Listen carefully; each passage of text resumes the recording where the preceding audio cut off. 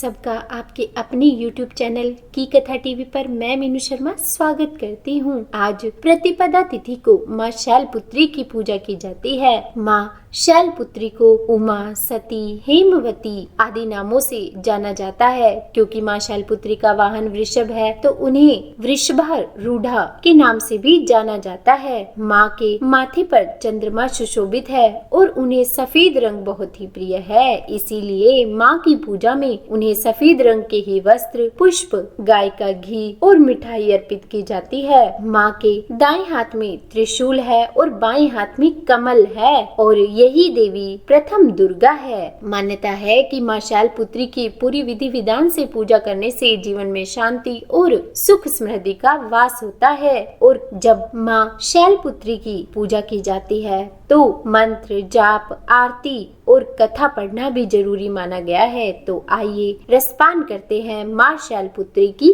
कथा का। और हाँ, अगर हो सके तो कथा को अंत तक सुनिएगा और अगर वीडियो अच्छी लगे तो वीडियो को लाइक एंड शेयर कीजिएगा और अगर आप मेरे चैनल पर नए हैं तो सब्सक्राइब भी कर दीजिएगा। तो माँ शैलपुत्री की पौराणिक कथा के अनुसार एक बार प्रजापति दक्ष ने अपने घर पर यज्ञ का आयोजन करने का सोचा तो उन्होंने सभी देवी देवताओं को अपने यहाँ आने का निमंत्रण भेजा, परंतु उन्होंने भगवान शिव को नहीं बुलाया। देवी सती को लगा कि उन्हें भी बुलावा भेजा जाएगा, परंतु अपने पिता के यहाँ से यज्ञ में आने का कोई निमंत्रण उनके पास नहीं आया। पर देवी सती तो एक पुत्री भी थी, उन्हें अपने पिता के घर यज्ञ में आने का मन हुआ तो उन्होंने भगवान शिव से पूछा, पर भगवान शिव ने उन्हें मना कर दिया। भगवान शिव ने माँ सती को बोला कि अभी उनके पास यज्ञ में जाने के लिए कोई निमंत्रण नहीं आया और बिना निमंत्रण के जाना ठीक नहीं। पर देवी सती ने उनकी बात नहीं मानी।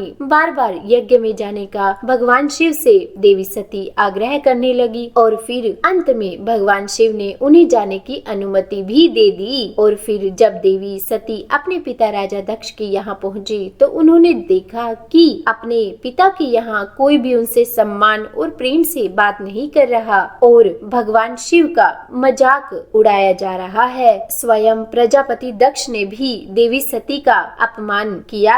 इस प्रकार वहां मौजूद सभी लोग सती के साथ रूखा व्यवहार कर रहे थे। लेकिन जब देवी सती को उनकी माता ने देखा तो उन्होंने उन्हें प्यार से अपने गले लगा लिया, परंतु अन्य सभी का ऐसा व्यवहार देखकर देवी सती बहुत ही दुखी हुई और तब उनसे अपना और अपने पति भगवान शिव का अपमान सहन नहीं हुआ और इसके बाद उन्होंने अत्यंत दुखी होकर वहां यज्ञ की अग्नि में कूदकर स्वयं के प्राण त्याग दिए। जैसे ही भगवान भोलेनाथ को इस बात की जानकारी हुई तो वे अत्यंत ही क्रोधित हुए और राजा दक्ष के यहाँ गए और उन्होंने तुरंत यज्ञ को ध्वस्त कर दिया। मान्यता है कि फिर यही सती अगले जन्म में हिमालय की पुत्री के रूप में जन्मी और शैलपुत्री कहलाई। पार्वती और हेमवती भी इसी देवी के अन्य नाम है और माँ शैलपुत्री का विवाह भी भगवान शंकर से हुआ और माँ शैलपुत्री भी भगवान शिव की अर्धांगिनी बनी। माँ शैलपुत्री का महत्व और शक्ति अनंत है। तो बोलिए माँ शैलपुत्री की जय। हे माँ, अगर इस कथा को कहने, सुनने या हुकारा भरने में हमसे कोई गलती हो गई हो तो हमें क्षमा कीजिएगा। उम्मीद है कथा सुनने में आपको अच्छी लगी होगी। अगर वीडियो पसंद आई हो तो लाइक एंड शेयर कीजिएगा और अगर आप मेरे चैनल पर नए हैं तो सब्सक्राइब भी कर दीजिएगा और हाँ, बेल आइकन को प्रेस करना बिल्कुल भी मत भूलिएगा। तो बोलिए माँ शैलपुत्री की जय।